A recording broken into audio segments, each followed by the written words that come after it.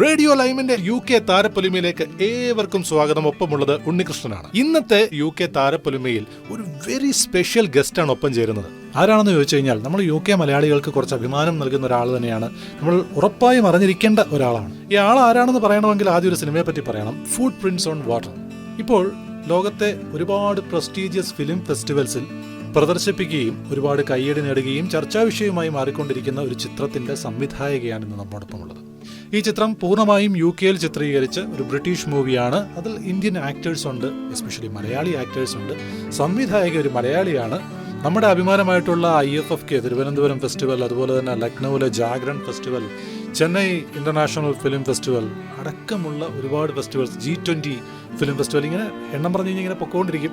അപ്പോൾ around the globe നടക്കുന്ന ഒരുപാട് പ്രസ്റ്റീജിയസ് ഫിലിം ഫെസ്റ്റിവൽസിൽ ഈ സിനിമ പ്രദർശിപ്പിക്കുകയാണ്, ഒരുപാട് കയ്യടി നേടുകയാണ്. അപ്പോൾ ഈ അവസരത്തിൽ ഇതിന് സംവിധായക പ്രിയപ്പെട്ട നതാലിയ ശ്യാമാണ് ഇന്ന് നമ്മുടെ സ്പെഷ്യൽ ഗസ്റ്റ്. അപ്പോൾ നമുക്ക് ഒരിക്കൽ കൂടി സ്വാഗതം ചെയ്യാം. Welcome Natalia to Limelight UK താരപ്പൊലിമ. Thank you radio Lime UK. Thank you Unnikrishnan, ഇത്രയും നല്ലൊരു വോം വെൽക്കമിന്. നമ്മുടെ ഫുട് പ്രിന്റ്സ് ഓൺ വാട്ടർ പടത്തെക്കുറിച്ച് കുറച്ചുകൂടി ഡിസ്കസ് ചെയ്യാനും നമുക്ക് എല്ലാവർക്കും അങ്ങോട്ടും ഇങ്ങോട്ടും കുറച്ചും കൂടെ ഒന്ന് അറിയാനായിട്ട് ഈ ഒരു ഓപ്പർച്യൂണിറ്റി ഒരുക്കിയതിൽ വളരെയധികം നന്ദിയുണ്ട്. തീർച്ചയായിട്ടും ഞങ്ങൾക്ക് എല്ലാവർക്കും അതൊരു സന്തോഷമുള്ള കാര്യമാണ് കേട്ടോ. കാര്യം UK മലയാളികളുടെ ഇടയിൽ നിന്നും ഒരു സംവിധായക തൻ്റെ സിനിമയിലൂടെ ലോക പ്രശസ്തയാവുക എന്ന് പറഞ്ഞു കഴിഞ്ഞാൽ എല്ലാവർക്കും അഭിമാനമുള്ളൊരു കാര്യമല്ലേ. എന്നാൽ ആദ്യത്തെ ചോദ്യം എന്ന് പറയുന്നത്, ഈ ഫുട് പ്രിന്റ്സ് ഓൺ വാട്ടർ എന്ന് പറയുന്ന ചിത്രത്തെ പറ്റി സംവിധായകയായ നതാലിയയ്ക്ക് എന്താണ് പറയാനുള്ളത്? ഫുട് പ്രിന്റ്സ് ഓൺ വാട്ടർ എന്ന ഫീച്ചർ ഫിലിം എൻ്റെ ഡയറക്ടോറിയൽ ഡെബ്യൂ ഫിലിമാണ്. ഇതിനൊരു സ്പെഷ്യാലിറ്റിയും കൂടെ ഉണ്ട്. ഇതിൻ്റെ റൈറ്റർ എൻ്റെ സിസ്റ്റർ നീത ശ്യാമാണ്. അപ്പോൾ ഈ ഫുട് പ്രിന്റ്സ് ഓൺ വാട്ടർ എന്ന പടം കുറച്ച് പേഴ്സണൽ അപ്രോച്ചിലൂടെ എടുത്തൊരു പടമാണ്. ഇതിൻ്റെ ഒരു ബേസിക് സ്റ്റോറി ലൈൻ എന്ന് പറഞ്ഞാൽ ഈ അൺഡോക്യുമെന്റഡ് മൈഗ്രൻസിനെ കുറിച്ചുള്ളൊരു കഥയാണ്. അപ്പോൾ ഞാനും എൻ്റെ സിസ്റ്റർ നീതയും, എനിക്കൊരു 10 വയസ്സുള്ളപ്പോഴാണ് നമ്മൾ UK മൂവ് ചെയ്തത്. അപ്പം നമ്മുടെ ഫാമിലി ആയിട്ടാണ് നമ്മൾ മൂവ് ചെയ്തത്. അച്ഛനും അമ്മയും ഞാനും എൻ്റെ സിസ്റ്ററും കൂടിയാണ് മൂവ് ചെയ്തത്. അപ്പോൾ നമ്മൾ ആദ്യം നാച്ചുറലി നമ്മളിങ്ങനെ UK കുറിച്ചൊരു എക്സ്പെക്റ്റേഷൻ ഉണ്ടല്ലോ. അപ്പോൾ ആ ഒരു എക്സ്പെക്റ്റേഷനിൽ നമ്മൾ എക്സ്പെക്ട് ചെയ്തത് കുറേ പോഷായിരിക്കും, കുറേ ബ്രിട്ടീഷേഴ്സ് എല്ലായിടത്തും കാണും, അങ്ങനെയൊക്കെയുള്ളൊരു കാരണം നമ്മുടെ പണ്ടത്തെ ഒരു ബോളിവുഡ് മൂവീസ് ക്രിയേറ്റ് ചെയ്യുന്ന ആ ഒരു ഹൈപ്പിലായിരുന്നു നമ്മൾ മൂവ് ചെയ്തത്. പക്ഷെ നമ്മൾ മൂവ് ചെയ്തത് ആദ്യം നമ്മൾ വന്ന സൗത്ത് ഹോൾ എന്നുള്ളൊരു സ്ഥലമാണ്, വെസ്റ്റ് ലണ്ടനിൽ. ഭയങ്കര മൈഗ്രന്റ് സെൻട്രിക് ആയിട്ടുള്ള ഒരു സ്ഥലത്താണ് നമ്മൾ വന്നത്. അപ്പം ഈ പടത്തിൽ കാണുന്ന കുറേ സിറ്റുവേഷൻസ് നമ്മൾ ഫസ്റ്റ് ഹാൻഡ് നമ്മൾ കണ്ടിട്ടുണ്ട്, നമ്മൾ എക്സ്പീരിയൻസ് ചെയ്തിട്ടുണ്ട്. അപ്പം ഈ സൗത്ത് ഹോളിൽ നമ്മൾ മൂവ് ചെയ്തപ്പോൾ നമ്മൾ ഭയങ്കര ഇൻട്രീഗിങ് ആയിട്ട് നമുക്ക് തോന്നിയത് ഒരു കമ്മ്യൂണിറ്റി ഓഫ് ആൾക്കാർ, ഈ അൺഡോക്യുമെന്റഡ് മൈഗ്രൻസ്, പണ്ടൊക്കെ ഇല്ലീഗൽ ഇമിഗ്രൻസ് എന്ന് പറയുന്ന ആ ഒരു ഗ്രൂപ്പ് ഓഫ് കമ്മ്യൂണിറ്റിയിൽ ആൾക്കാർ ഭയങ്കര ഇൻവിസിബിൾ ആയിട്ടുള്ളൊരു ലൈഫാണ് അവർ ചൂസ് ചെയ്യുന്നതെന്ന് പറഞ്ഞാൽ അവർ ക്യാഷ് ഇൻ ഹാൻഡ് വർക്ക് ചെയ്യും. അതും വെറും 2 പൗണ്ട് 3 പൗണ്ട് ഒരു മണിക്കൂറിന് വേണ്ടി വർക്ക് ചെയ്യും. പിന്നെ അവർക്കൊരു ഒരു ഐഡന്റിറ്റി ഇല്ല. So like they don't even leave any footprints behind is the whole idea of the thing. അപ്പോൾ ഈ ഒരു സിറ്റുവേഷനിൽ നമ്മൾ വിചാരിച്ചു, ഈ ഒരു കമ്മ്യൂണിറ്റിന്ന് ഒരാൾ മിസ്സിംഗ് ആയാൽ എന്ത് പറ്റും? അപ്പോൾ ഈ ഫിലിമിന്റെ ബാക്ക് ബോൺ എന്ന് പറഞ്ഞാൽ ഒരു father searching for his missing daughter. പക്ഷേ പോലീസിന്റെ ഹെൽപ്പ് ഇല്ലാതെ, മെഡിക്കൽ അതോറിറ്റീസിന്റെ ഹെൽപ്പ് ഇല്ലാതെ എങ്ങനെ ഈ പുള്ളിക്കാരൻ ഈ ഒരു ഇൻവിസിബിൾ ലൈഫ് നാവിഗേറ്റ് ചെയ്യുമെന്നാണ് ഈ സ്റ്റോറിയുടെ ജസ്റ്റ്. അടുത്ത ചോദ്യം നതാലിയെ പറ്റിയിട്ട് തന്നെയാണ്. ചില ശ്രോതാക്കൾക്ക് അറിയാമായിരിക്കും, എന്നാൽ ഒട്ടുമിക്ക ആൾക്കാർക്കും അറിയാൻ വേണ്ടിയിട്ടാണ്. നമ്മുടെ ഒരു വലിയ കലാകുടുംബത്തിന്റെ കണ്ണി തന്നെയാണ് നതാലിയ. മലയാളികൾക്ക് ഏറെ അഭിമാനമുള്ള നാടകാചാര്യനായിട്ടുള്ള ശ്രീ O മാധവൻ സാറിൻ്റെ കൊച്ചുമകൾ കൂടിയാണ് നതാലിയ. അപ്പം കാളിദാസ കലാകേന്ദ്രം എന്ന് പറയുന്നൊരു വലിയ പ്രസ്ഥാനം. ആ കുടുംബത്തിൽ കലാകാരന്മാർ തന്നെയാണ് എല്ലാവരും. മുകേഷ് ഏട്ടൻ അടക്കം ഇങ്ങോട്ട് എല്ലാവരും. പക്ഷേ ഒരു 10 വയസ്സുള്ളപ്പോൾ തന്നെ UK പറിച്ചു നടപ്പെട്ടു എന്ന് ഞാൻ വായിച്ചിരുന്നു. അപ്പോൾ അതിനുശേഷം പിന്നെ ഡെഫിനറ്റ്ലി UK വരുന്നു, പഠനം, ചിലപ്പോൾ അത് കഴിഞ്ഞാൽ കരിയർ, ഇങ്ങനെ ഒരുപാട് കാര്യങ്ങൾ. അപ്പോൾ ഇതിൻ്റെ ഇടയിൽ എപ്പോഴാണ് ഒരു സംവിധായകയാകണം എന്നുള്ള ആ ഒരു മൊമെൻ്റ് ഉണ്ടല്ലോ, നമുക്ക് അങ്ങനെ ഒരു എൻ്റെ ലക്ഷ്യം അതാണ് എന്ന് പറയുന്നൊരു മൊമെൻറ്റിലേക്ക് എത്തുന്നത്? എങ്ങനെയായിരുന്നു അതിൻ്റെ ഒരു പാത്ത് വേ, ഒരു നാൾവഴികൾ എങ്ങനെയായിരുന്നു? അവിടെ തൊട്ട് ഇങ്ങോട്ട് ഈ ഫുട് പ്രിന്റ്സ് ഓൺ വാട്ടർ എന്ന് പറയുന്ന സിനിമ വരെ എത്തി നിൽക്കുന്ന ഒരു സംവിധായക എന്നുള്ള രീതിയിലുള്ളൊരു നാൾവഴി എങ്ങനെയായിരുന്നു? ഒട്ടേറെ ഷോർട്ട് ഫിലിംസ് അടക്കം ഞാനിങ്ങനെ വായിച്ചറിഞ്ഞിട്ടുണ്ടായിരുന്നു, സുഗു, ലഹങ്ക അടക്കമുള്ള.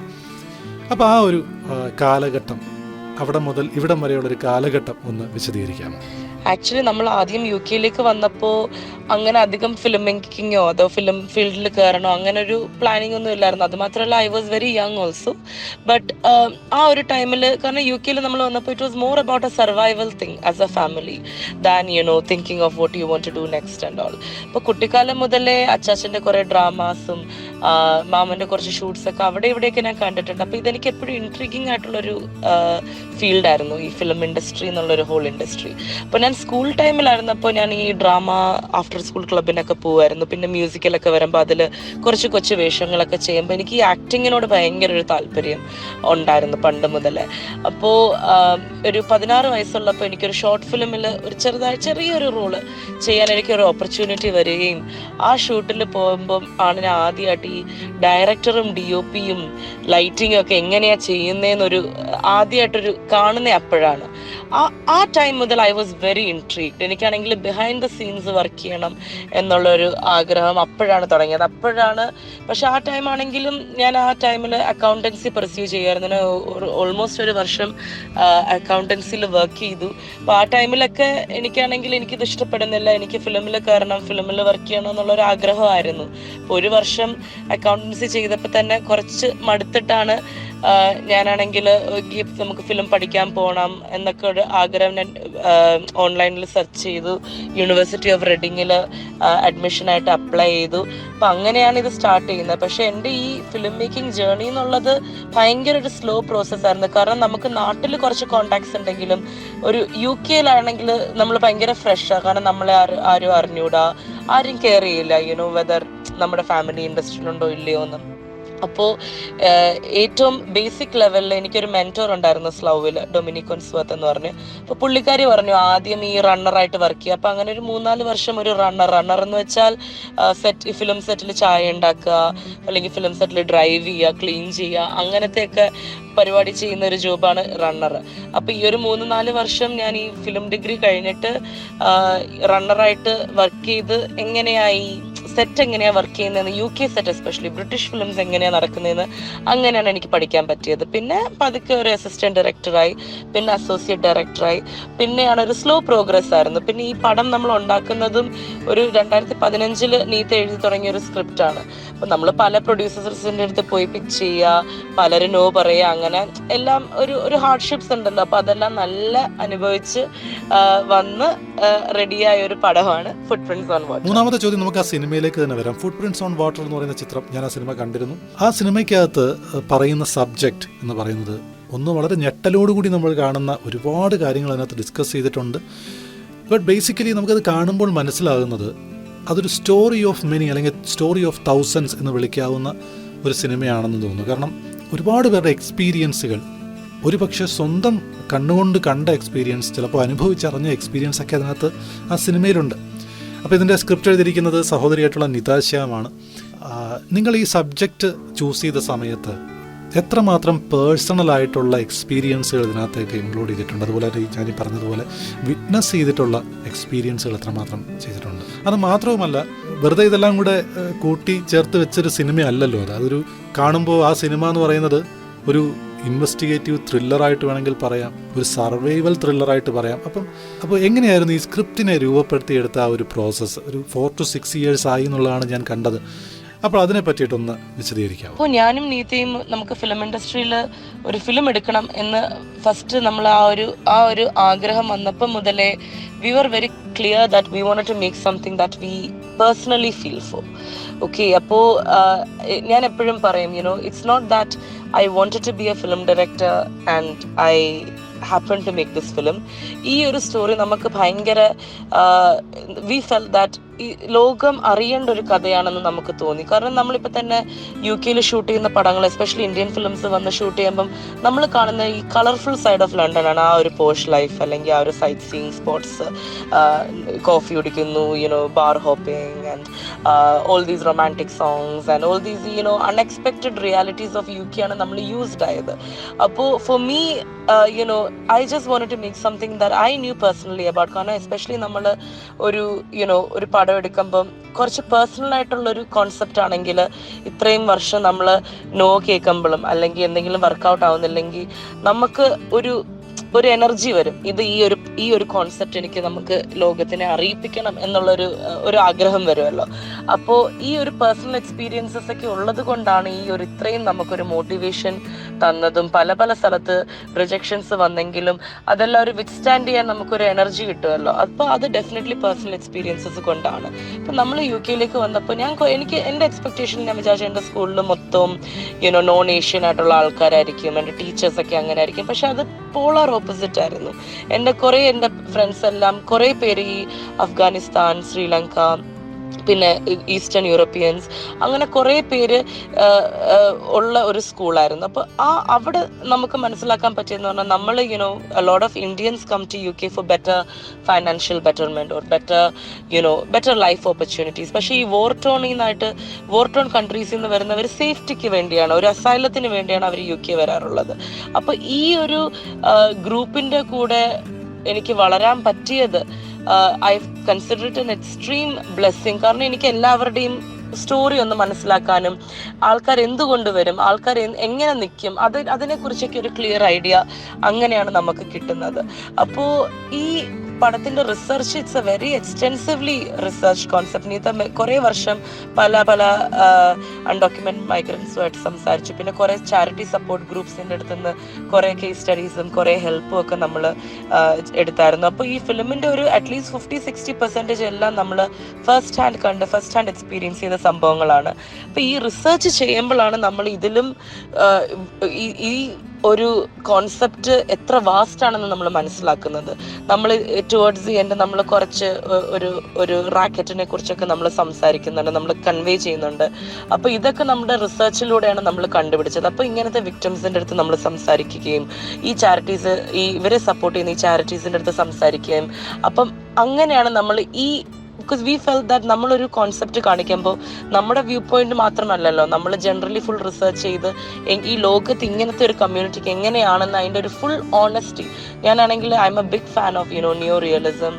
ഇപ്പം തന്നെ ഡയറക്ടേഴ്സ് ലൈക്ക് ഫ്രാങ്കോയ് ട്രൂഫോ, അവരുടെ പുള്ളിക്കാരൻ്റെ 400 Blues, അല്ലെങ്കിൽ ഫിലിംസ് ലൈക്ക് ഈ ഫ്രഞ്ച് നോവ വേവിൻ്റെ Germany year zero, or even Satyajit റേയുടെ Pather Panchali, that type of films എന്നെ ഒത്തിരി മോട്ടിവേറ്റ് ചെയ്ത ഫിലിംസാണ്. അപ്പോൾ അവരുടെ എല്ലാവരുടെയും ഒരു സ്പെഷ്യാലിറ്റി എന്ന് പറഞ്ഞാൽ they show reality as it is, depicting reality on screen. അപ്പം people can feel both entertained and educated at the same time.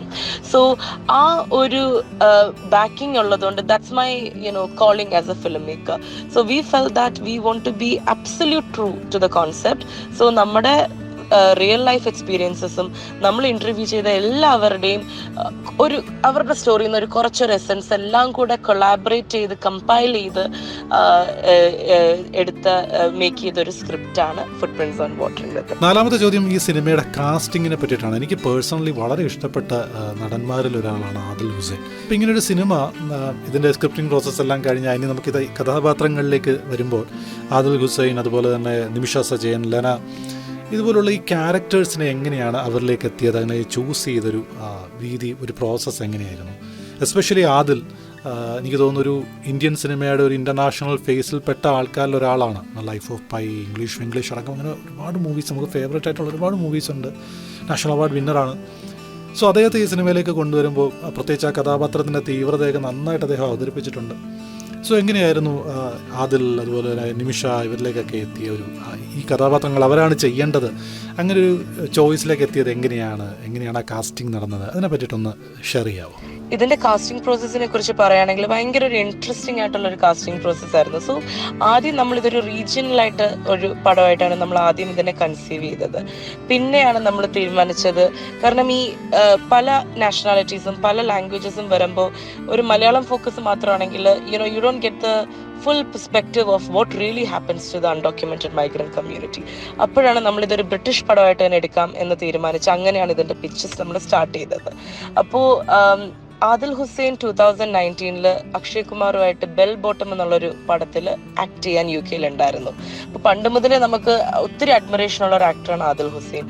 Especially global ഫിലിംസിൽ ഇപ്പോൾ തന്നെ life of pi, the reluctant fundamentalist, പിന്നെ ഇംഗ്ലീഷ്, സ്റ്റാർ ട്രെക്ക്, അങ്ങനെ കുറേ global ആയിട്ടുള്ള പടങ്ങളിൽ ഒത്തിരി റെസ്പെക്റ്റും ഒത്തിരി എക്സ്പീരിയൻസും ഉള്ള ഒരാളാണ് ആദിൽ ഹുസൈൻ. അപ്പോൾ പുള്ളിക്കാരൻ UK ഉണ്ടെന്ന് അറിഞ്ഞപ്പോൾ ഇമ്മീഡിയറ്റ്ലി ഞാൻ നമ്മുടെ പ്രൊഡ്യൂസറിൻ്റെ അടുത്ത് ചോദിച്ചു, നമുക്ക് പുള്ളിക്കാരൻ്റെ അടുത്ത് നിന്ന് പിച്ച് ചെയ്താലോ. അപ്പോൾ അങ്ങനെയാണ് ആദിൽ ഹുസൈനെ നമ്മൾ പോയി കാണുകയും ഈ കഥ പറയുകയും, കഥ കേട്ടിട്ടുണ്ടെങ്കിൽ പുള്ളിക്കാരൻ പറഞ്ഞു എനിക്ക് ഒത്തിരി ഇൻട്രസ്റ്റിംഗ് ആയിട്ട് തോന്നുന്നു, ഞാൻ സ്ക്രിപ്റ്റ് വായിച്ചിട്ട് അറിയിപ്പിക്കാം. നമ്മൾ സ്ക്രിപ്റ്റ് പുള്ളിക്കാരൻ അയച്ചു കൊടുത്തിട്ട് ഒരാഴ്ചക്കകം പുള്ളിക്കാരൻ തിരിച്ച് കൺഫേം ചെയ്തു, ഓക്കെ ഈ പടം നമ്മൾക്ക് ചെയ്യാം, അത്രയ്ക്കും ഇഷ്ടപ്പെട്ടു. അപ്പോൾ അങ്ങനെയാണ് ആദിൽ ഹുസൈൻ ഈ പ്രൊജക്റ്റിൽ വരുന്നത്. പിന്നെ നിമിഷ സജയൻ, എനിക്ക് പണ്ട് മുതൽ നിമിഷ സജയൻ്റെ വർക്ക് ഭയങ്കര ഇഷ്ടമാണ്. എസ്പെഷ്യലി ഇതൊക്കെ ഗ്രേറ്റ് ഇന്ത്യൻ കിച്ചണൊക്കെ വരുന്നതിന് മുമ്പാണ്. അപ്പോൾ നിമിഷയെ ഞാനാണെങ്കിൽ ഇൻസ്റ്റാഗ്രാമിൽ ജസ്റ്റ് ഒരു കോൾഡ് മെസ്സേജ് അയച്ചു, ഇങ്ങനെ ഞാൻ നത്താലിയാണ്, എനിക്കൊരു പടം നമ്മളെടുക്കാൻ ഇങ്ങനെ പ്ലാൻ ചെയ്യുക, ഒന്ന് സംസാരിച്ചോട്ടെ. So immediately she reply to me. അപ്പോൾ ഒരു ഫേറ്റ് കണക്കായിരുന്നു. പുള്ളിക്കാരി അപ്പം തന്നെ റിപ്ലൈ ചെയ്യും, പുള്ളിക്കാരി എന്നെ ഫോൺ വിളിക്കുകയും ഞാൻ കഥ പറയും. Immediately she also came on board. പിന്നെ ലെനയും നമ്മളിങ്ങനെ മാനേജർ വഴി വിളിച്ചു, പുള്ളിക്കാരി കഥ കേട്ടു, അക്സെപ്റ്റ് ചെയ്തു. പിന്നെ അന്റോണിയോ അക്കീൽ, അതൊരു ബ്രിട്ടീഷ് ആക്ടറാണ്. പുള്ളിക്കാരൻ Eaten by the Lions, Slow Horses, British ഇൻഡസ്ട്രിയിൽ നല്ല പ്രോമിനൻ്റ് ആയിട്ട് ഇപ്പോൾ ആക്ട് ചെയ്യുന്ന ഒരു ആക്ടറാണ് അന്റോണിയോ അക്കീൽ. അതിൽ അഫ്ഗാനി റോള്, റഹാൻ്റെ റോള് ചെയ്തത് അന്റോണിയോ അക്കീലാണ്. പുള്ളിക്കാരനെ നമ്മൾ ഏജന്റ് വഴി പിച്ച് ചെയ്ത് അങ്ങനെയാണ് ഇതെല്ലാം. ബേസിക്കലി ആദിൽ പറഞ്ഞു, ആദിലിനൊരു 3 months കുറച്ച് ഡേറ്റ് അവൈലബിലിറ്റി ഉണ്ട്, അപ്പം ചെയ്യാവോ. അപ്പം പെട്ടെന്ന് നമ്മൾ ഇതെല്ലാം സെറ്റ് ചെയ്ത് പെട്ടെന്നെല്ലാം ഓർഗനൈസ് ചെയ്ത് നമ്മൾ ഒരു മെയ് ജൂൺ ടൈം ആദിലിനെ മീറ്റ് ചെയ്യുകയും ഡിസംബറിൽ നമ്മൾ ഷൂട്ടിംഗ് തുടങ്ങുക. അങ്ങനെയായിരുന്നു ഇതിൻ്റെ ഒരു പ്രോസസ്സ്. പിന്നെ ബാക്കി സപ്പോർട്ടിങ് ആക്ടേഴ്സ് എല്ലാം UK എന്നുള്ളവരാണ്.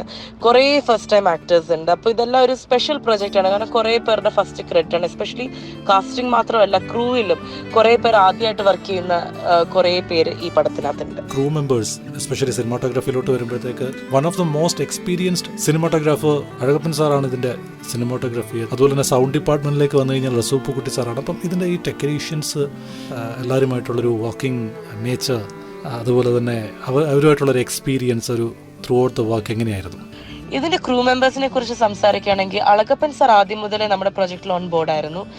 നമ്മൾ സ്ക്രിപ്റ്റിംഗ് സ്റ്റേജിലെ പുള്ളിക്കാരൻ്റെ അടുത്ത് നമ്മൾ ഇത് പിച്ച് ചെയ്യും. പുള്ളിക്കാരൻ ഒത്തിരി ഇൻട്രസ്റ്റ് കാണിച്ച ഒരു പ്രൊജക്റ്റാണ്. അത് മാത്രമല്ല പുള്ളിക്കാരൻ്റെ ക്യാമറ വർക്ക് നമുക്ക് ഭയങ്കര അഡ്മിറേഷനോടെ നമ്മൾ നോക്കിയിട്ടുണ്ട് പണ്ട് മുതലേ. അപ്പോൾ പുള്ളിക്കാരൻ ആദ്യം മുതലേ ഉണ്ടായിരുന്നു. പിന്നെ റസൂൽ പുക്കിറ്റി, എഡിറ്ററൊക്കെ നമ്മുടെ ഷൂട്ട് കഴിഞ്ഞിട്ട് ഓൺ ബോർഡ് ആയിട്ടുള്ളവരാണ്. അപ്പോൾ നമ്മൾ ഈ ഫിലിം മേക്ക് ചെയ്തുകൊണ്ടിരുന്നപ്പോഴത്തേക്കാണ് ഞാൻ പ്രൊഡ്യൂസറിൻ്റെ അടുത്ത് പറഞ്ഞു, ഇതെല്ലാം എനിക്ക് തോന്നുന്നു കുറച്ച് നല്ല രീതിയിൽ വരുന്നുണ്ട്, നമുക്ക് നല്ല ഒരു സൗണ്ട് ഡിസൈനർ വേണം. കാരണം ഈ റിയലിസം ഡെപിക്റ്റ് ചെയ്യാൻ നമ്മുടെ ഫിലിം കാണുമ്പോൾ നമുക്കറിയാം, നമ്മൾ UK മാത്രം സ്പെസിഫിക് ആയിട്ട് കേൾക്കുന്ന കുറേ സൗണ്ട്സ് ഒക്കെ ഉണ്ട്. അപ്പോൾ അതിൻ്റെ ഒരു സെൻസിബിലിറ്റിയും അതിൻ്റെ ഒരു ആർട്ടും മനസ്സിലാവുന്ന ഒരു സൗണ്ട് ഡിസൈനർ ആണെങ്കിൽ നമുക്ക് കുറച്ചും കൂടെ എളുപ്പമാണെന്ന് ഞാനൊന്ന് പ്രൊഡ്യൂസറിൻ്റെ അടുത്ത് റിക്വസ്റ്റ് ചെയ്തായിരുന്നു. അപ്പോൾ അങ്ങനെയാണ് റസൂൽ പുക്കുറ്റി ഓൺ ബോർഡ് ആവുന്നത്. പിന്നെ എഡിറ്റർ സുരേഷ് പായും റസൂൽ വഴിയാണ് ഓൺ ബോർഡ് ആവുന്നത്. അപ്പോൾ നമ്മുടെ ക്രൂ മെമ്പേഴ്സ് നമ്മൾ മോസ്റ്റ്ലി ഒരു 80% UK ക്രൂ തന്നെയാണ് UK ഷൂട്ടിന് നമ്മൾ യൂസ് ചെയ്തത്.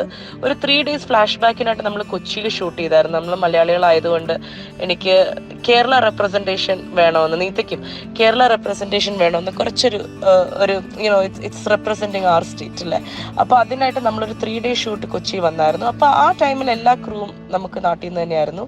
UK ഷൂട്ട് ടൈമിൽ ഒരു 80% ക്രൂ മെമ്പേഴ്സ്, കുറച്ച് HODs ഒഴികെ ബാക്കി എല്ലാവരും അറൗണ്ട് ദ വേൾഡ് എന്നായിരുന്നു. ഇപ്പം തന്നെ എൻ്റെ ഒരു അസിസ്റ്റന്റ് ഡയറക്ടർ ക്യൂബയെന്നായിരുന്നു, ബാക്കി ഒരാൾ ബ്രിട്ടീഷ് ആയിരുന്നു. പിന്നെ അളകപ്പൻ സാറിൻ്റെ ഗാഫർ എന്ന് പറഞ്ഞാൽ ലൈറ്റിംഗ് ഒക്കെ നോക്കുന്ന പുള്ളിക്കാരി ഇറ്റലിയിൽ നിന്നായിരുന്നു. അപ്പം UK ആയതുകൊണ്ട് നമുക്ക് ഇത്രയും മൾട്ടി കൾച്ചറലും ഒരു ജെൻഡർ ന്യൂട്രൽ, റേസ് ന്യൂട്രൽ അങ്ങനെ ഒരു സെറ്റിൽ നമുക്ക് വർക്ക് ചെയ്യാനായിട്ട് ഒരു ഓപ്പർച്യൂണിറ്റി കിട്ടി. ഈ ചിത്രം ചിത്രീകരിച്ചത് കോവിഡ് കാലഘട്ടത്തിലാണ്. അപ്പോൾ ഒരുപാട് ഹാർഡ്ഷിപ്സ് ഫേസ് ചെയ്യേണ്ടി വന്നിട്ടുണ്ടാവും ഡെഫിനറ്റ്ലി. അപ്പോൾ ഇപ്പോഴിരുന്ന് ആ സിനിമ പലയിടത്തും സ്ക്രീൻ ചെയ്യുമ്പോൾ അതിങ്ങനെ കാണുന്ന സമയത്ത് സംവിധായക എന്നുള്ള രീതിയിൽ മനസ്സിൽ കൂടി പോകുന്നു, അയ്യോ ഈ സീൻ ഞാൻ എടുത്തത് എന്ത് കഷ്ടപ്പെട്ടായിരിക്കും, ഈ ഷോട്ട് ഞാനൊന്ന് എടുത്തു തീർക്കാൻ പെട്ട പാട്, ഇതിൻ്റെ ഇടയിൽ കൂടെയുള്ള ടെൻഷൻ, ഇതൊക്കെ മനസ്സിൽ കൂടെ വന്നു പോകുന്നുണ്ടാവാം. പക്ഷേ എല്ലാം ഫുൾഫിൽ ചെയ്തിപ്പോൾ തിയേറ്ററിൽ ഇങ്ങനെ ഇരുന്ന് മറ്റുള്ള പ്രേക്ഷകരോടൊപ്പം കയ്യടി വാങ്ങി കാണുമ്പോൾ അതൊരു ഫീലാണ്. എന്നാൽ പോലും ആ ഷൂട്ടിംഗ് കാലഘട്ടം ഒന്ന് ഷെയർ ചെയ്യാവോ? ലൈക്ക് ഞാൻ കണ്ടായിരുന്നു സംവിധായക തന്നെയായിരുന്നു ഡ്രൈവർ വരെയും എന്ന് പറയുന്നൊരു സിറ്റുവേഷൻ ഉണ്ടായിരുന്നുവെന്ന്. അപ്പം എന്തുമാത്രം ബുദ്ധിമുട്ടുകൾ നേരിട്ടു, എന്തെങ്കിലും ചലഞ്ചസ് അന്ന് നേരിട്ടിട്ടുണ്ടോ? കാര്യം ഇന്ത്യ എന്നുള്ള ആക്ടേഴ്സ് വരണം, അവിടെ റെസ്ട്രിക്ഷൻസ് ഉണ്ട്, ഇത്ര ആൾക്കാരെ കൂടുതൽ ക്രൂവിൽ പറ്റത്തില്ലായിരിക്കാം. അപ്പോൾ അതിനിടയിൽ കൂടി ഈ സിനിമ ചെയ്ത് തീർത്ത ആ ഒരു കാലഘട്ടത്തിലെ അതും എനിക്ക് തോന്നുന്നു ത്രില്ലിംഗ് എക്സ്പീരിയൻസ് ആയിരുന്നു. Emotional question for me. Actually നമ്മുടെ ഡിസംബർ 2020 ആണ് നമ്മുടെ Tier 4 ലോക്ക്ഡൗൺ UK. അപ്പോൾ എനിക്ക് നമ്മുടെ ബേസിക്കലി ഈ ഫിലിമിൽ കുറേ കോംപ്രമൈസസ്, ഈ കോവിഡ് കാരണം കോംപ്രമൈസസ് കുറേ നമുക്ക് മേക്ക് ചെയ്യേണ്ടി വന്നു.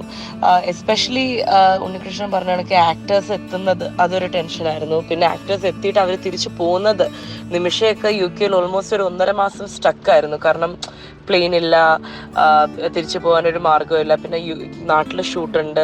അപ്പോൾ അതെല്ലാം കുറച്ച് ഡെഫിനറ്റ്ലി നല്ലൊരു ഡിഫിക്കൽട്ട്, ഒരു പെയിൻഫുൾ എക്സ്പീരിയൻസ് ആയിരുന്നു. അതുമാത്രമല്ല, ഇപ്പം തന്നെ നമ്മുടെ ലൊക്കേഷൻസ്, നമ്മൾ ഓരോ ലൊക്കേഷൻസ് കൺഫേം ആവുന്ന കണക്ക് ഓൺ ദ ഡേ പോലും അവർ പറഞ്ഞിട്ടുണ്ട്, സോറി നമ്മൾ കൺഫേം ചെയ്തു പക്ഷേ ഇവിടെ ഷൂട്ട് ചെയ്യാൻ പറ്റില്ല, നമുക്ക് കോൺഫിഡൻ്റ് അല്ല. ഇപ്പോൾ ഈ ടൈമിൽ വാക്സിനും അങ്ങനെയൊന്നും പുറത്തിറങ്ങാത്തൊരു ടൈമായിരുന്നു. അപ്പോൾ എല്ലാവർക്കും പുതിയതായിരുന്നു എന്ത് പറ്റും കോവിഡിൽ എങ്ങനെയാണ്. അപ്പോൾ ആ ഒരു ടൈമിൽ നമുക്ക് മെയിനായിട്ട് തോന്നിയതെന്ന് പറഞ്ഞാൽ കുറെ ക്യാൻസലേഷൻസ് ഉണ്ടായിരുന്നു. കാസ്റ്റ് ആണെങ്കിലും ക്രൂ ആണെങ്കിലും ലൊക്കേഷൻസ് ആണെങ്കിലും എല്ലാ ആസ്പെക്റ്റിലും കുറെ ക്യാൻസലേഷൻസ് ഉണ്ടായിരുന്നു. അപ്പോൾ എല്ലാ ദിവസവും all I did was take it a day at a time. ഇപ്പൊ തന്നെ ഒരു ലൊക്കേഷൻ സെറ്റ് ആയില്ലെങ്കിൽ വേറൊരു ലൊക്കേഷൻ നോക്കുക, അവിടെ ഷൂട്ട് ചെയ്യാൻ പറ്റില്ലെങ്കിൽ എങ്ങനെയെങ്കിലും ഷൂട്ട് ചെയ്യുക. അപ്പോൾ എനിക്കാണെങ്കിൽ ആസ് എ ഡെബ്യൂ ഡയറക്ടർ, നമ്മളാണെങ്കിൽ കുറേ വർഷമായിട്ട് എല്ലാം പ്ലാൻ ചെയ്ത് ഇങ്ങനെ ആയിരിക്കണം ഷോട്ട്, ഇങ്ങനെ ആയിരിക്കണം ലൊക്കേഷൻ എന്നൊക്കെ എല്ലാം പ്ലാൻ ചെയ്ത് ഈ ഷൂട്ട് തുടങ്ങി ഇങ്ങനത്തെയൊക്കെ സംഭവങ്ങൾ സ്റ്റാർട്ട് ചെയ്തപ്പം അതെല്ലാം ഞാനെടുത്തങ്ങ് കളഞ്ഞു. ഞാൻ വിചാരിച്ചു ഈ പടം എങ്ങനെയെങ്കിലും ഷൂട്ടിംഗ് ഇപ്പോൾ തുടങ്ങി, ഇത് ഷൂട്ട് തീരണം എന്നുള്ളൊരു ഒരു മിഷൻ മാത്രമേ ഉള്ളായിരുന്നു. അപ്പോൾ ഡെഫിനറ്റ്ലി പറഞ്ഞ കണക്ക് നമ്മൾ ഈ സിനിമ കാണുമ്പോൾ എനിക്ക് എല്ലാ സീനിലും ആ സീനിൻ്റെ കൂടെ അതിൻ്റെ ബാക്ക് ഡ്രോപ്പിൽ എന്താ നടക്കുന്നതെന്ന് എനിക്കിങ്ങനെ ഓർമ്മ വന്നുകൊണ്ടിരിക്കും. പക്ഷേ I like to think positively, I like to believe that everything happens for a reason. ഈ ഒരു എക്സ്പീരിയൻസ് ഉള്ളത് കൊണ്ട് I was able to learn so much. I was able to stay really rooted and stay really grounded and really take it a day at a time. And obstacles വന്നെങ്കിലും കുറേ stressful ആയിരുന്നെങ്കിലും പടം തീർക്കാൻ പറ്റിയല്ലോ എന്ന് ആ പടം തീർക്കണം എന്നുള്ളൊരു മോട്ടിവേഷൻ, ഒരു ഗോൾ ഉള്ളത് കൊണ്ട് വി നാവിഗേറ്റഡ് ഇറ്റ് ഓക്കെ.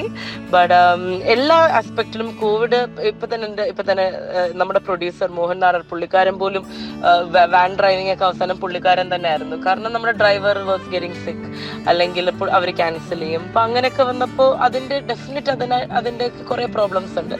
പക്ഷെ എനിക്ക് അറിയാവുന്നിടത്തോളം, എസ്പെഷ്യലി ഞാൻ ADM അസോസിയേറ്റ് ഒക്കെ ആയിട്ട് വർക്ക് ചെയ്തതുകൊണ്ട് എല്ലാ ഫിലിം ഷൂട്ട്സിലും എന്തെങ്കിലുമൊക്കെ പ്രോബ്ലം കാണും. അപ്പം ഇത് കുറച്ചും കൂടെ ഒരു extra problem, we just delt with it. ഈ ചിത്രത്തിൽ കുറച്ച് സോഷ്യൽ എലമെന്റ്സും കൂടി ഡിസ്കസ് ചെയ്തിട്ടുണ്ട്. ഒന്ന് കൾച്ചർ ഓറിയന്റഡ് കാര്യങ്ങൾ വന്നിട്ടുണ്ട്, പിന്നെ റിജിഡ് ആയിട്ടുള്ള മൈൻഡ് സെറ്റുള്ള, ക്രീഡ് ബേസ് ചെയ്തിട്ടുള്ള ചില വംശങ്ങളോട്, പെർസെപ്ഷനോട് കൂടി ഒരു പ്രീ ഡിഫൈൻഡ് ആറ്റിറ്റ്യൂഡ് കീപ്പ് ചെയ്യുന്ന ആൾക്കാരെ ക്രിട്ടിസൈസ് ചെയ്തിട്ടുണ്ട്. മോഡേൺ സ്ലേവറിയെ പറ്റി സംസാരിച്ചിട്ടുണ്ട്. അപ്പം വളരെ സോഷ്യലി റെലവൻ്റ് ആയിട്ടുള്ള പല കാര്യങ്ങൾ ഇതിനകത്ത് സിനിമയിൽ ഇൻകോർപ്പറേറ്റ് ചെയ്തിട്ടുണ്ട്.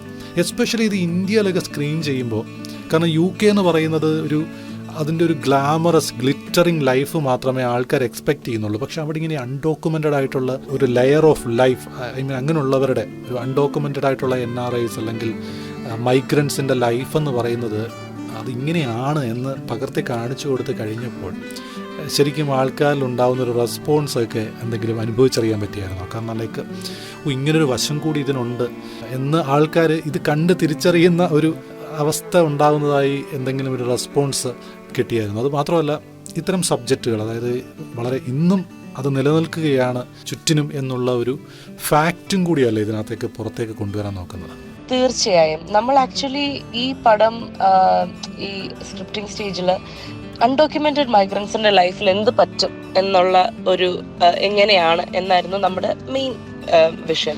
പിന്നെ നമ്മൾ കണ്ടിട്ടുള്ള ക്യാരക്ടേഴ്സ്, നമുക്കറിയാവുന്ന ക്യാരക്ടേഴ്സ്, നമ്മൾ റിസർച്ച് ചെയ്ത ക്യാരക്ടേഴ്സ്, അവരുടെയൊക്കെ മൈൻഡ് സെറ്റും കൂടെയൊക്കെയാണ് ഇതിനകത്ത് നമ്മൾ പൊർട്രേ ചെയ്തിട്ടുള്ളത്. അപ്പോൾ ഇപ്പം തന്നെ ഈ പറഞ്ഞ കണക്ക് ഈ certain prejudices or certain element of racism people have within them, അല്ലെങ്കിൽ certain type of greed, അല്ലെങ്കിൽ certain type of compassion. Actually our film is quite compassionate also.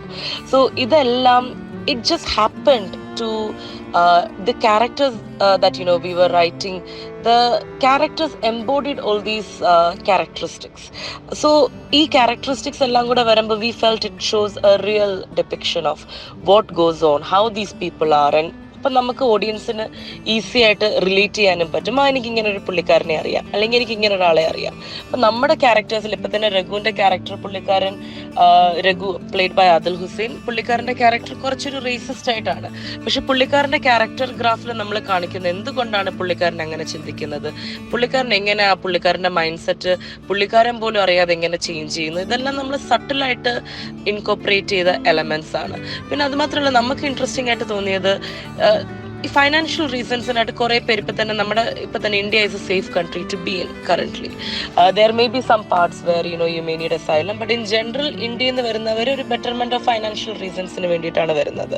അപ്പം നമ്മൾ ഈ അഫ്ഗാനി കമ്മ്യൂണിറ്റി അല്ലെങ്കിൽ ശ്രീലങ്കൻ കമ്മ്യൂണിറ്റി ഈ വോർ കാരണം വരുന്നവർ, അല്ലെങ്കിൽ ഈ പൊളിറ്റിക്കലി ഇൻസ്റ്റെബിലിറ്റി ഉള്ള സ്ഥലത്തുനിന്ന് വരുന്നവർ, അവർ ഈ ഫിയർ ഓഫ് ലൈഫിന് വേണ്ടിയിട്ടാണ്, ഒരു സർവൈവൽ ഇൻസ്റ്റിങ്ക്റ്റിനായിട്ടാണ് വേണ്ടി വരുന്നത്. അപ്പോൾ നമ്മൾ ഈ ഒരു പെർസ്പെക്റ്റീവ് ഒക്കെ കാണിക്കുമ്പോഴത്തേക്ക് people then are able to understand, okay, money is a thing but safety is a thing, എന്തുകൊണ്ട് ആൾക്കാർ വരുന്നു. അപ്പം ഈ നമ്മൾ ഇതെല്ലാം കാണിക്കുമ്പം ഇവരുടെ ഈ ക്യാരക്ടറിസ്റ്റിക്സ് അതിൻ്റെ കൂടെ പുറത്ത് വന്നില്ലെങ്കിൽ it won't be something that people can relate to. അതുമാത്രമല്ല, നമ്മുടെ ഫിലിമിലും വി ട്രൈ ടു ബി എന്ന് പറഞ്ഞാൽ we are not very preachy film makers, അപ്പോൾ I wanted to show the characters in a light that respecting people's boundaries, respecting people's views. ഇപ്പം തന്നെ ഒരാൾ ഒരു രീതിയിലാണെങ്കിൽ ഓക്കെ ഫൈൻ, കാരണം നമ്മുടെ എല്ലാ ക്യാരക്ടേഴ്സും അത്യാവശ്യം ഗ്രേ ആണ്, അവർക്ക് ഗുഡും ഉണ്ട് ബാഡും ഉണ്ട്, just like all of us, so ഇപ്പം തന്നെ if there is something that's bad with somebody, there's also some good that we see, or there is something that's naturally okay about them too. നമുക്കറിയാവുന്ന എല്ലാ ക്യാരക്ടേഴ്സിനെയും കൂട്ട്. അപ്പം അങ്ങനെയാണ് നമ്മൾ ഈ ക്യാരക്ടേഴ്സിനെ എല്ലാം എൻട്വൈൻ ചെയ്ത് എല്ലാവരെയും we stitch them together like that. അടുത്ത ചോദ്യം എന്ന് പറയുന്നത്, ഇപ്പോൾ ഒരുപാട് ഡിസ്കഷൻസ് കുറച്ച് കാലങ്ങളായി നടക്കുന്ന ഒരു ചോദ്യം തന്നെയാണ്. എന്നാൽ പോലും സിനിമയിൽ ഇപ്പോൾ വിമൺ ഡയറക്ടർ അല്ലെങ്കിൽ മെയിൽ ഡയറക്ടർ അങ്ങനെ ക്ലാസിഫൈ ചെയ്യേണ്ട ആവശ്യമൊന്നുമില്ല, ജസ്റ്റ് ഡയറക്ടർ. പക്ഷെ എന്നാൽ പോലും ഈ സ്ത്രീപക്ഷ സിനിമകൾ എന്ന് പറയുന്നത് ശരിക്കും നമുക്കൊരു സിനിമ കാണുമ്പോൾ ഇത് സ്ത്രീപക്ഷ സിനിമയാണ് എന്ന് തോന്നുന്ന രീതിയിലാണോ ചെയ്യേണ്ടത്, അത് ജസ്റ്റ് എ മൂവി, ഇത് ചെയ്തത് സ്ത്രീയാണോ പുരുഷനാണോ ഇതൊന്നും പ്രേക്ഷകർ അറിയേണ്ട ആവശ്യമില്ല, അങ്ങനൊരു നോർമൽ സ്റ്റാറ്റസിലേക്ക് എത്തിക്കണം എന്നുള്ളതാണോ മൈൻഡിലുള്ളത്, അല്ലെങ്കിൽ എന്താണ് അതിനെ പറ്റിയിട്ട് പറയാനുള്ളത്? രണ്ടാമത്തെ കാര്യം, സിനിമയുടെ ടെക്നിക്കൽ സൈഡിലേക്ക്, ഡയറക്ഷൻ ആയാലും മറ്റുള്ള സിനിമാറ്റോഗ്രാഫി, എഡിറ്റിംഗ് അടക്കമുള്ള ടെക്നിക്കൽ സൈഡിലേക്ക് സ്ത്രീകളുടെ ഒരു കടന്നുവരവിൽ ഇപ്പോഴും ചെറിയൊരു അവേർഷൻ എവിടേക്കോ നിലനിൽക്കുന്നതായിട്ട് ഒരു ഫീലുണ്ടോ, അതോ അത് ബ്രേക്ക് ചെയ്ത് ഒരുപാട് പേര് അതിനകത്തേക്ക് എത്തുന്നതായിട്ടാണോ തോന്നുന്നത്? എന്താണ് അതിനെപ്പറ്റി പറയാനുള്ളത്? Women representation in cinema has been a very tricky topic to navigate actually for a very long time. അപ്പോൾ എനിക്കെന്ന് വെച്ചാൽ ഇപ്പം തന്നെ UK ആയതുകൊണ്ട് UK കുറച്ചും കൂടെ ഒരു ജെൻഡർ ന്യൂട്രൽ അപ്രോച്ചാണ്. അപ്പോൾ ഞാൻ വർക്ക് ചെയ്ത എൻവയൺമെൻറ്റ്സിലൊക്കെ ദോ mail crew members or male HODs are more common. UK നമ്മൾ കാണാറുണ്ട് ഫീമെയിൽ ഡയറക്ടേഴ്സ്, അല്ലെങ്കിൽ ഫീമെയിൽ ലൈറ്റിംഗ് ടെക്നീഷ്യൻസ്, അല്ലെങ്കിൽ ഫീമെയിൽ സൗണ്ട് ടെക്നീഷ്യൻസ്, അതൊക്കെ നമ്മൾ കാണാറുണ്ട്. പക്ഷെ നമ്മുടെ നാട്ടിൽ ഇപ്പം തന്നെ ഫുട് പ്രിൻസിൻ്റെ കേരള ഷൂട്ട് നമ്മൾ ചെയ്തപ്പോൾ ആക്ച്വലി ഭയങ്കര സർപ്രൈസിങ് ആയിരുന്നു. എൻ്റെ അടുത്ത് ആൾക്കാർ ചോദിച്ചിട്ടുണ്ട്, എൻ്റെ അടുത്ത് വന്ന് ചോദിക്കും ഇതിൻ്റെ ഡയറക്ടർ ആരാണ്. അപ്പം ഞാനാണെന്ന് പറയുമ്പോൾ അവർ വിശ്വസിക്കില്ല. അപ്പോൾ അതൊക്കെ എനിക്ക് കുറച്ച് ഹേർട്ട്ഫുൾ ആയിട്ടുള്ള മൂമെന്റ്സ് ആണ്. But you can't change everybody's mindset and everything in a day. So it's a slow process, but we are getting there.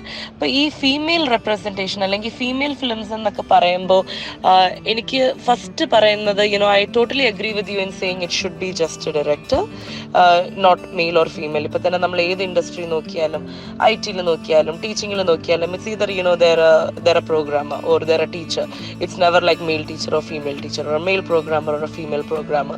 So when we live in a world like that, why should we have this emphasis on women filmmaker or male filmmaker?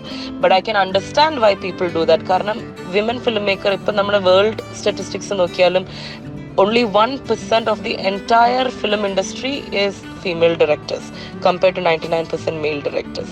Adukondairikam, so maybe to bring some change about, that's probably why it's put that way.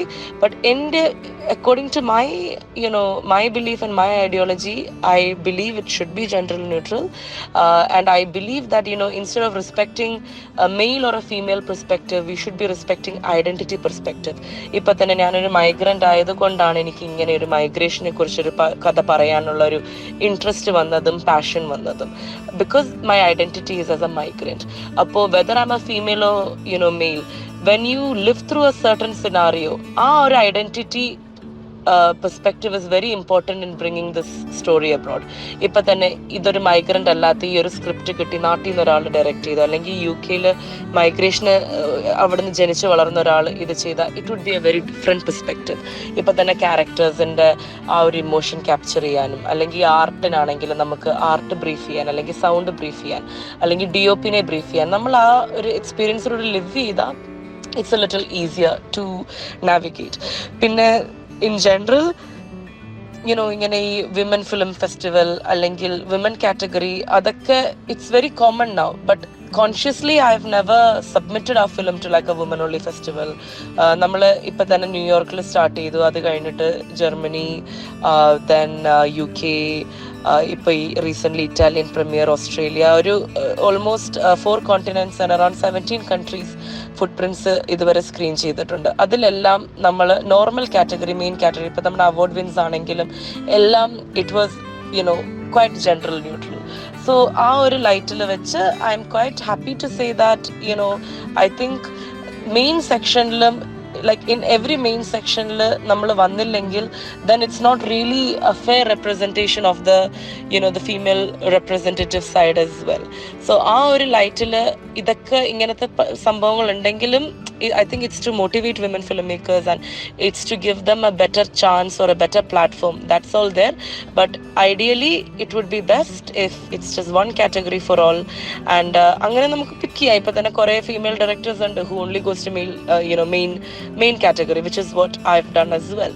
So it's not bad. But ചില ഫെസ്റ്റിവൽസിലൊക്കെ നമുക്ക് we don't have a choice also, in the sense of it could be that female perspective film.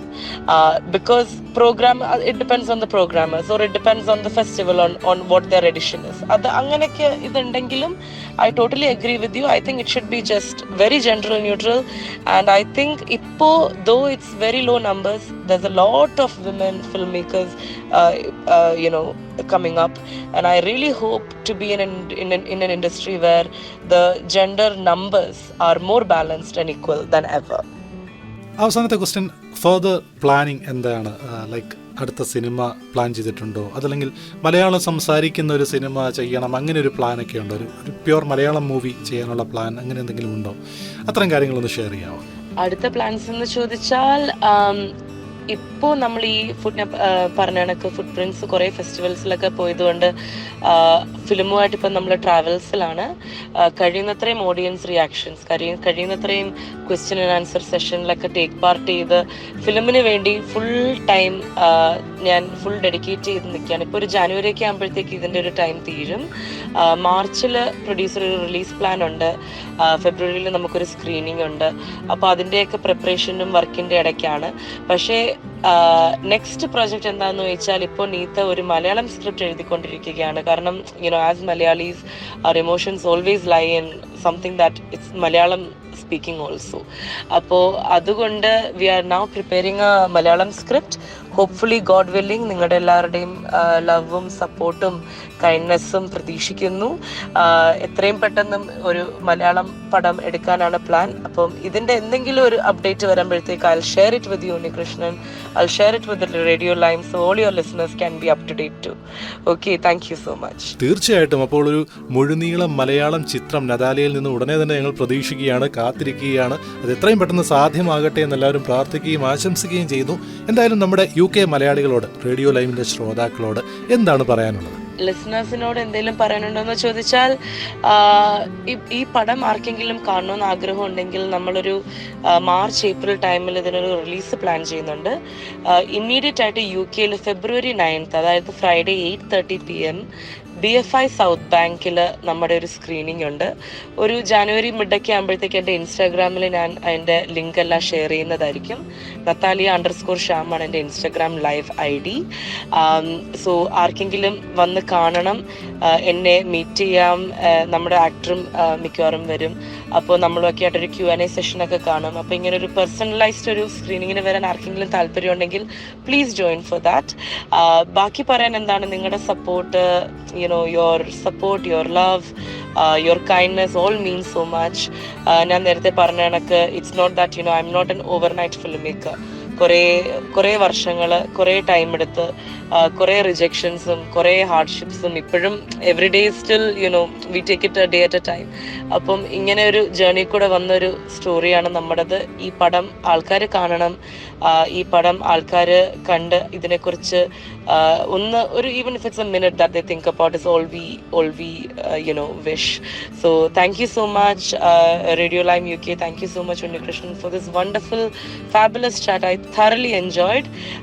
ഞാൻ UK based ആണ്, ഞാൻ ലണ്ടനിലാണ് താമസിക്കുന്നത്. അപ്പോൾ hopefully നിങ്ങളെല്ലാവരും എവിടെയെങ്കിലും ഒക്കെ വെച്ച് കാണാൻ പറ്റുമെന്ന് പ്രതീക്ഷിക്കുന്നു. Thank you, merry Christmas and wish you all A wonderful new years coming up. Thank you. തീർച്ചയായിട്ടും. അപ്പോൾ ഈ സിനിമ കാണാൻ കാത്തിരിക്കുന്നവർക്ക് വേണ്ടിയിട്ടുള്ളൊരു അനൗൺസ്മെന്റ് ആയിരുന്നു. അതായത് ഈ വരുന്ന മാർച്ച് ഏപ്രിൽ ടൈമിൽ ഈ സിനിമ റിലീസ് ചെയ്യാൻ പ്ലാൻ ചെയ്യുകയാണ്. അത് മാത്രമല്ല, ഒരു ഇമ്മീഡിയറ്റ് സ്ക്രീനിങ് വരുന്ന ഫെബ്രുവരി 9th ഫ്രൈഡേ ഈവനിങ്ങിൽ BFI സൗത്ത് ബാങ്കിൽ ഇതിന്റെ ഒരു സ്ക്രീനിങ് നടക്കുന്നുണ്ട്. അതിന്റെ ഡീറ്റെയിൽസ് നതാലിയയുടെ സോഷ്യൽ മീഡിയ ഹാൻഡിൽസിൽ അപ്ഡേറ്റ് ചെയ്യും എന്നുള്ളതാണ് പറഞ്ഞിരിക്കുന്നത്. അപ്പോൾ എന്തായാലും ഈ ക്രിസ്മസ് ന്യൂ ഇയർ ടൈം നമുക്കും വളരെ സന്തോഷമുള്ളതാണ്. എസ്പെഷ്യലി നതാലിയയ്ക്ക് വളരെ സ്പെഷ്യൽ ആണെന്ന് നമുക്കറിയാം. കാരണം ഈ cinema foot prints on Water എന്ന സിനിമ ലോകത്തിലെ ഒരുപാട് ഫിലിം ഫെസ്റ്റിവൽസിൽ ഇങ്ങനെ വെൽ അപ്രീഷിയേറ്റഡ് ആയി പ്രദർശിപ്പിച്ചുകൊണ്ടിരിക്കുകയാണ്. ഇവിടെ നമ്മളോടൊപ്പം ജോയിൻ ചെയ്തതിൽ വളരെ സന്തോഷമുണ്ട് ഈ ഷോയിൽ, UK താരപ്പൊലിമയിൽ. കാരണം ഓരോ ഫെസ്റ്റിവലിൽ നിന്നും ഫെസ്റ്റിവലിലേക്ക് ഇങ്ങനെ ട്രാവൽ ചെയ്തുകൊണ്ടിരിക്കുകയാണ് നതാലി. അതിൻ്റെ ആ തിരക്കുകൾക്കിടയിലാണ് ഇത്രയും ടൈം സ്പെൻഡ് ചെയ്ത് ഞങ്ങൾക്ക് വേണ്ടിയിട്ട് ഇവിടെ ഈ ഷോയിൽ പാർട്ടിസിപ്പേറ്റ് ചെയ്തത്. അതിന് റേഡിയോ ലൈമിൻ്റെ എല്ലാ ശ്രോതാക്കളുടെയും പേരിൽ ഒരു വലിയ thanks. Thank you so much. Thank you Unnikrishnan. Thank you Radiolime UK for this wonderful conversation. Actually I thoroughly enjoyed and നിങ്ങളുമായിട്ട് ഇത്രയൊക്കെ ഫിലിമിനെ കുറിച്ചും നമ്മുടെ എക്സ്പീരിയൻസിനെ കുറിച്ചും ഷെയർ ചെയ്യാൻ പറ്റിയതിൽ വളരെയധികം സന്തോഷമുണ്ട്. And your support and your love means so much. തീർച്ചയായിട്ടും എല്ലാ മലയാളികൾക്കും അഭിമാനമാണ്. എസ്പെഷ്യലി UK മലയാളികൾക്ക് ഒരു സ്വകാര്യ അഹങ്കാരമാണ് നമ്മുടെ നതാലിയ.